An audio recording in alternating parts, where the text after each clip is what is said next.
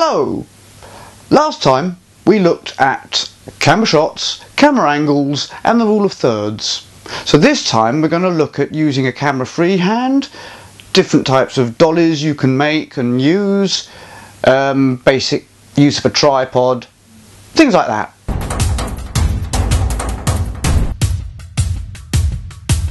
So, we all have one of these, don't we? A little tripod that you can put your camera on, keeps it steady, and you can do nice pans, still shots, things like that. But what if you want to shoot something where you can't use your tripod? It's in the way, or it's just not feasible, or you can't get down low enough. So we're going to have a look at handheld.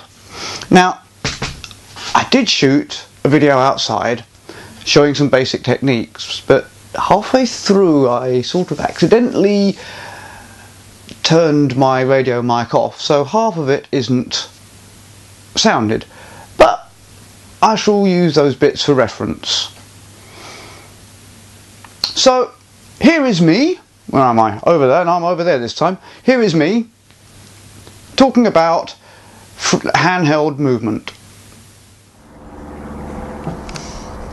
When you're panning, now I've seen a lot of people do this in their films, unless you're doing an action shot, you want to keep your panning steady.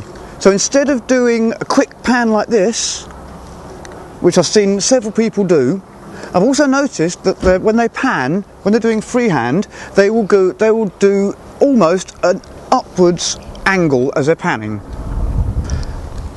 Try and keep a nice, slow, steady pan like this. Keep it steady, turn from your knees,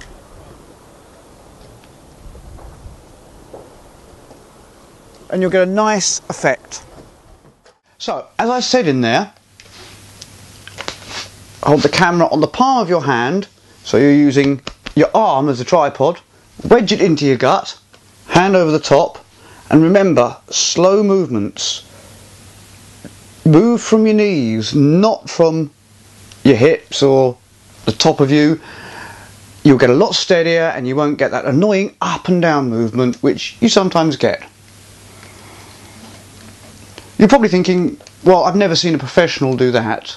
Well, most professionals have got a big camera that either goes on your shoulder or a slightly smaller one, and they'll use something like a Steadicam, which I might do a tutorial later on how to make a half decent one for about sort of £30.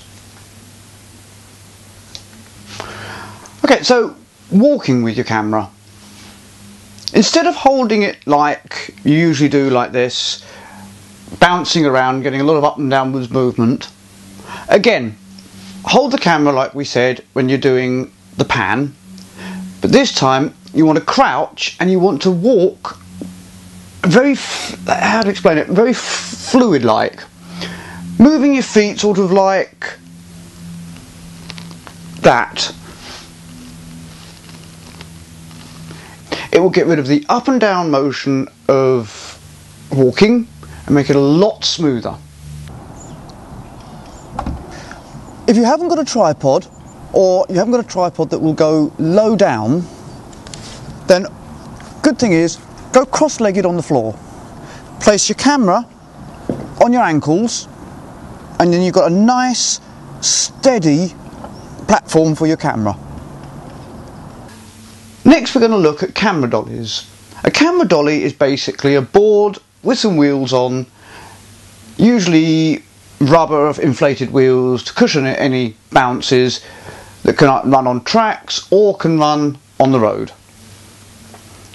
Okay, so you haven't got the money to make or build one, so you could use one of these. Yes, a little child scooter. You put your camera on the tripod, on the scooter, and on a floor or carpet or indoors, you get a nice smooth run and you can move nice and smoothly with your dolly. Okay, so you want to do some shots with a dolly outside, but you haven't got all the money, all the facilities to make or buy a dolly, and the scooter is not suitable because the ground is too rough and you'll get too much camera shake. If you go down to your local Red Cross centre, you'll find that they will hire you for about a week a wheelchair. And like I'm showing in this clip here, I've got a friend pushing me along and I'm holding the camera, again, camera on top, wedged in, hand on top to keep it steady. You can also put the camera on your knees and keep that steady as well. When you're zooming, try not to zoom in and out too much and too quickly. A zooming shot is usually used as part of an establishing shot or to give some sort of suspense. There are two types, either the zoom on the camera or a dolly zoom. Basically, a dolly zoom is when the camera is on the dolly and you move the camera close in to the subject or pulling it away from the subject. So now we're going to have a quick chat about the 180 rule. Now, in this picture here, you'll see two people at a table. They're having a conversation. So you want to film one side and then turn the camera to the other, staying in a 180-degree angle. So if you do need to break that, you want to show the camera, or in the footage, going round behind the person to keep continuity.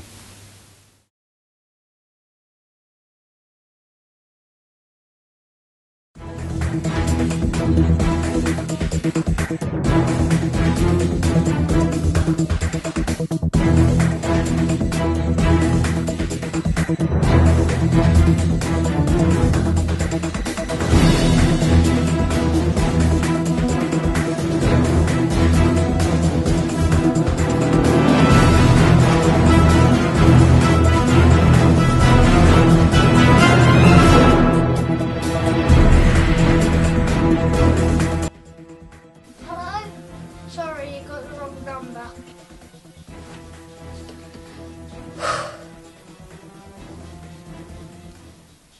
I hope you found this useful.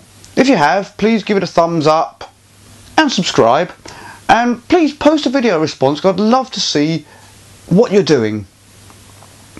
Next time we're going to be looking at how to improve the sound on your film. You've probably found that, and I know I have, that you've come across a film or that someone's done where they've used it on an old camera and the quality isn't good, but the sound is fantastic. And that will almost compel you to watch it. So we're going to talk about that next time. Bye for now.